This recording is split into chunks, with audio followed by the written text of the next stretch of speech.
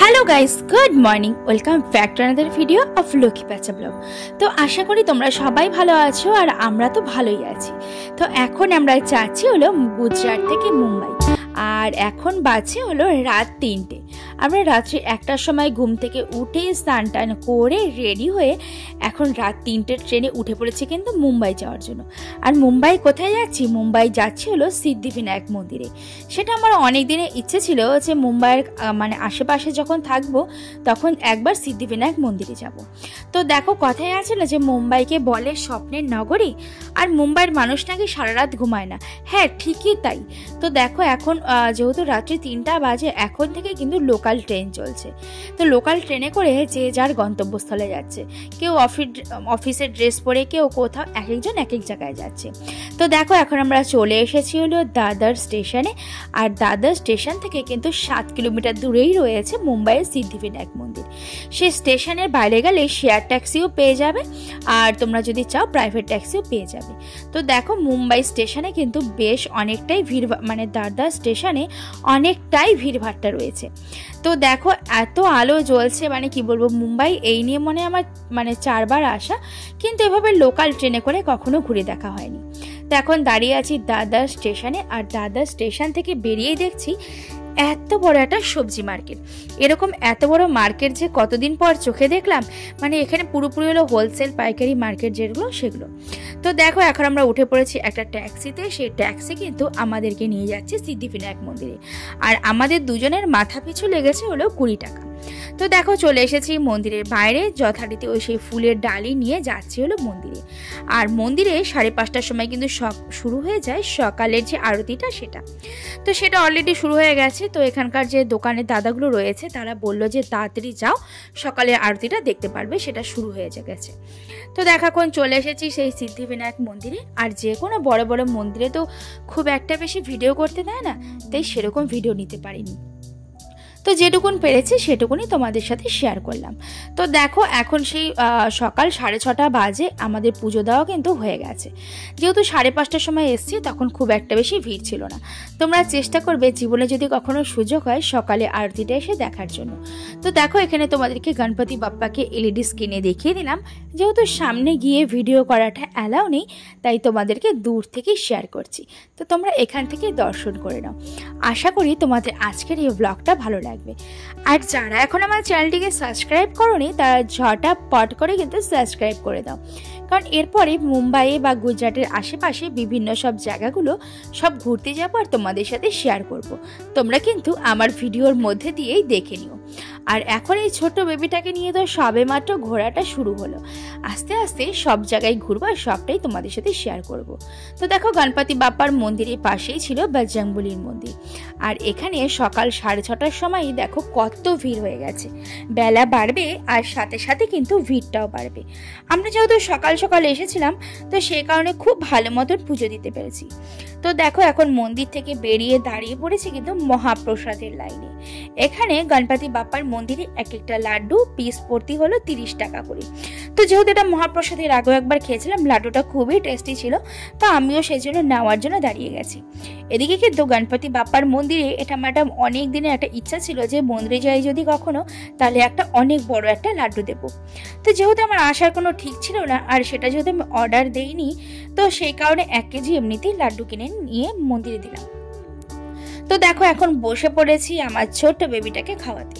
মন্দিরের ভেতরেই রয়েছে একটা রেস্টুরেন্ট, সেখানে যেহেতু ছোট্ট পুচকিকে নিয়ে এসেছি, তো সকালবেলা ঘুম থেকে উঠে ওর টিফিন বানিয়ে নিয়েই কিন্তু এসেছি।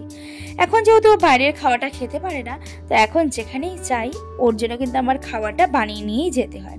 তো দেখো, মাঝে মাঝে একটু দুষ্টামি করে, তবে যাই হোক, এত ছোট ছেলেটাকে যে আমি রাত্রিবেলা ঘুম থেকে তুলে নিয়ে মানে এখানে আসলাম, পুজো দিলাম, ট্রেনে ওকে নিয়েছিলাম, ও কিন্তু একটা ফোঁটাও বিরক্ত করেনি। এদিকে কিন্তু রাস্তাঘাটে গেলে মানে আজকে অবধি কোনো আমাকে মানে বিরক্ত করেনি। জানি না ও আগে কি করবে। তো দেখো, এখন ওকে খাওয়ানো হয়ে গেল, এখন আমরা খাওয়া দাওয়া করব, আর করেই আজকে ব্যাক করব। আজকে আর কোথাও ঘুরতে যাব না, কারণ যেহেতু রাত্রি 1টার সময় ঘুম থেকে উঠে এসেছি, মানে ঘুম হয়নি, তো আর সেজন্য আজকে কোথাও ঘুরতে যাব না। তো দেখো, এখন 7:30টার সময় মন্দিরের বাইরে কিন্তু এত বড় লাইন হয়ে গেছে। যত বেলা বাড়বে লাইনটাও ততটাই বড় হবে। এখানে 2-3 ঘন্টা লাইনে দাঁড়িয়ে থেকে তবে পুজো দিতে হবে। আর মানে এতটা ভিড়ের মধ্যে না ঠিক খুব ভালোভাবেও দর্শন করা যায় না। আমরা যেহেতু সকাল 5:30টার সময় এসেছিলাম, 5:30 থেকে 6:30 অবধি কিন্তু মন্দিরে গণপতি বাপ্পার সামনে দাঁড়িয়ে এই গণপতি বাপ্পার আরতিটা দেখেছি। এটা যেন জীবনে যে সেরা মানে দিনগুলো থাকে না, মানে কিছু কিছু সেরা মুহূর্ত, তার মধ্যে এরকম একটা মুহূর্ত। আর দেখো আমার ছোট্ট রাসও কিন্তু বেশ আরাম করে রয়েছে, ওরও কিন্তু কোনো বিরক্ত নেই। এত মানুষজন দেখছে, ঘোরাফেরা করছে, সবটাই কিন্তু ও স্মৃতির পাতায় থেকে যাবে। যখন ও বড় হবে তখন দেখবে ওর মাম্মা পাপা ওকে কত ছোট্টতে নিয়ে গেছিল। আর এখানে 100 টাকা ডোনেশন দিয়েও লাইন রয়েছে। তো দেখো এখন আমরা ব্যাক করছি, আর এখন আমরা দাঁড়িয়ে আছি হলো দাদর স্টেশনের বাইরে। এখানে এত সুন্দর ফুলের মার্কেট, আমি সত্যি বলছি কখনো দেখিনি এত বড় ফুলের মার্কেট। মানে এত বড় কি আমি কোথাওই দেখিনি ফুলের মার্কেট। এখানে বিভিন্ন রকমের গাজরা, বিভিন্ন রকমের ফুল রয়েছে, এত রকমের ফুল তো মনে হয় দেখিও নি। আর এদের যে হাতের কাজ, মানে হাতের জন্য যারা গাজরাগুলো বুনছে সেটাও সত্যি অসম্ভব সুন্দর। এই দাদর স্টেশনের বাইরে রয়েছে পুরো ফুলের হোলসেল মার্কেট বলো, সবজির হোলসেল মার্কেট বলো, সব কিছুই রয়েছে। তো এত সুন্দর ফুলের মার্কেট দেখে আমি আর ভিডিও না করে পারলাম না। সত্যি জীবনে যে কত কিছু দেখার রয়েছে সবটাই আমিও দেখব আর তোমাদের সাথে শেয়ার করব। তো তোমরা কিন্তু এত সুন্দর সুন্দর জায়গা দেখার জন্য আমার চ্যানেলটিকে কিন্তু ঝটপট করে সাবস্ক্রাইব করে দিও। তো দেখো এখন আমরা 9:30টার লোকাল ট্রেনে উঠে পড়েছি, আর এখন আমরা যাচ্ছি হলো মুম্বাই সেন্ট্রাল যে স্টেশনটা রয়েছে সেখান থেকে মুম্বাই সেন্ট্রাল থেকে রয়েছে হলো আমাদের বাপি যাওয়ার ট্রেন। আর বাপিতে গিয়েই আমরা নেমে যাব। আর এদিকে দেখো রাজ যেহেতু রাত্রিবেলা ঘুম থেকে উঠেছে, আরও ঘুমোয়নি, তো এখন কিন্তু ব্যাক করার সময়ও ঘুমিয়ে পড়েছে। মানে ওকে নিয়ে যে জার্নিটা শুরু করলাম, মানে আমি নিজেই ভয় পাচ্ছিলাম যে ও কান্নাকাটি না করে আর এতক্ষণ থাকতে চাইবে কি না, সেটাও কিন্তু একটা টেনশন ছিল। যাক বাবা, আজকের দিনটা কিন্তু বেশ ভালোই কাটলো। আর তোমাদের ব্লগটা কেমন লাগলো তোমরা অবশ্যই কমেন্ট করে জানিও। আর ভিডিওটি ভালো লেগে থাকলে কিন্তু লাইক কমেন্ট শেয়ার করতে ভুলো না। আর আমি এখন থেকে ভাবছি, যেহেতু এখন বিভিন্ন জায়গায় ঘুরে বেড়াই, বিভিন্ন রাজ্যে ভাবছি যে আমি এখন থেকে হিন্দিতেই ব্লগ করা শুরু করব। কারণ বাংলা ব্লগ করলে তো মানে অনেকেই বুঝতে পারে না। আর যেহেতু বিভিন্ন রাজ্যে থাকি, সেখানে বিভিন্ন মানুষের সাথে ঘোরাফেরা করতে হয়, তো তারা নিজেদেরকে ব্লগে দেখতে চায়। তো তারা তখন বলে যে তুমি হিন্দিতে ব্লগ করো, তাহলে আমরা বুঝতে পারবো যে তুমি কি বলছো। দেখি, সেটাও একটা চিন্তাভাবনা রয়েছে যে আমি হিন্দিতে ব্লগ করব।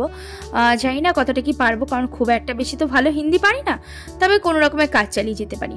জানি না এটা কি একটা নদীর নাম, নদী নাকি সেটাও আমি জানি। কারোর যদি জানা থাকে তবে এটা জানিও এটা নদী নাকি।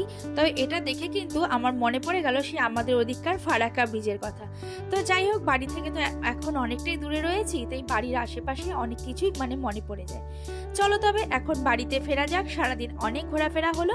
তো আজকের ব্লগটা এ পর্যন্তই। তোমাদের সাথে দেখা হচ্ছে আবার নেক্সট একটা সুন্দর ব্লগ নিয়ে। আর এর পরের ব্লগে থাকছে কিন্তু হলো গণেশ চতুর্থী স্পেশাল ব্লগ। সেটা হয়তো অনেকদিন আগেই চলে গেছে, কিন্তু সেই ব্লগগুলো এখন তোমাদের সাথে শেয়ার করব। চলো তবে টাটা, তোমরা সবাই ভালো থেকো।